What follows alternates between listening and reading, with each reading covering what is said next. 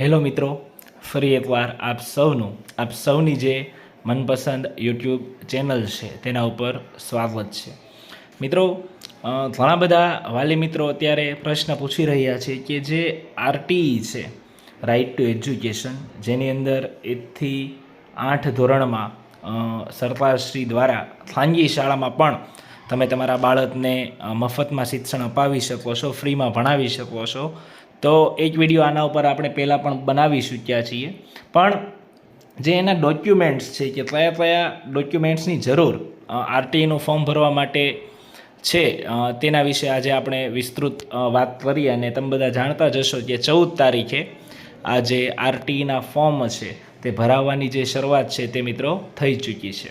તો જે જરૂરી બાબતો છે, તો પહેલી વાત તો બાળકનો જે જન્મ છે તે 2/6/2017 1/6/2018 સુધીમાં હોવો જોઈએ, તો જ તમે આ જે આરટીઈનું ફોર્મ છે તે ભરવા માટે એલિજિબલ છો, પાત્રતા ધરાવો છો. ડોક્યુમેન્ટ કયા કયા જોઈશે? ફરજિયાતપણે આ ડોક્યુમેન્ટ જોઈશે. બાળકનો જન્મ તારીખનો ઓરિજિનલ દાખલો જોઈશે, ત્યારબાદ બાળક, તેના મમ્મી અને તેના પિતાનું આધાર કાર્ડ જે છે તે જોઈશે, માતા પિતા અને બાળકની બેંકની પાસબુક. આ ત્રણમાંથી કોઈ એકની જરૂર હોય છે, કારણ કે આરટીઈની અંદર તમારા બાળકને ફ્રીમાં ભણાવવામાં તો આવે જ છે. મિત્રો, જે 3000 રૂપિયા છે તે પણ જે વાલી મિત્રો હોય છે તેમને દર વર્ષે મળતા હોય છે. આમ જોવા જઈએ તો 8 વર્ષ તમારું બાળક ભણશે અને તેના 24,000 રૂપિયા પણ સરકારશ્રી તરફથી તેના યુનિફોર્મ અને ચોપડા માટે તમને આપવામાં આવશે. એના માટે જે પ્રોપર તમારા બેંકની ડિટેલ, જેનું ખાતું શરૂ રહેતું હોય વ્યવસ્થિત, તેની આપવી.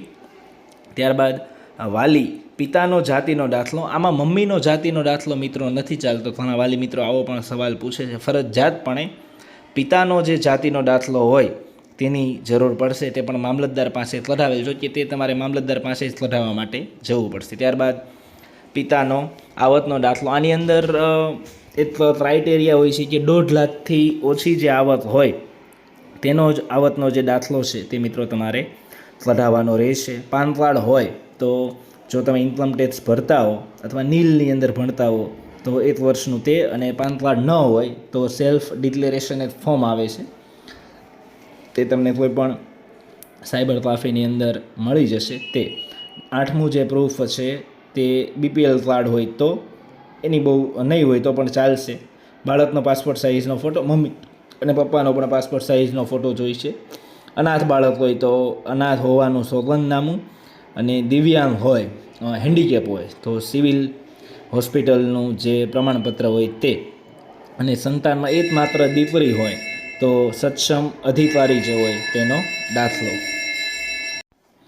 અને મિત્રો, આ જે આરટીઈનું ફોર્મ છે તે મેં તમને અગાઉ જણાવ્યું એમ, જે તારીખ છે 14 તારીખથી શરૂ થયું છે અને 26 તારીખ સુધી આ ફોર્મ ઓનલાઈન જ ભરવાનું છે.